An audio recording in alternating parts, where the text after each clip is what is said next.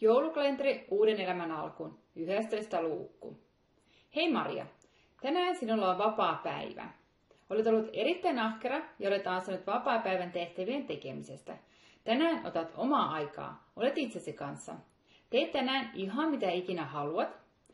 Mene minne haluat, tapaa ketä haluat, nuku jos nukuttaa.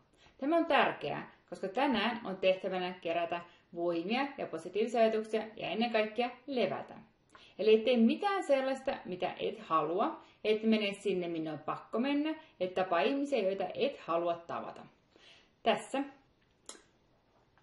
Vietä hyvä päivä, kerää energiaa ja positiivista tunnetta, sillä huomenna alkaa uusi jakso erilaisten tehtävien parissa, ja tämä jakso vaatii sinulta enemmän energiaa kuin edellä tekemäsi tehtävät.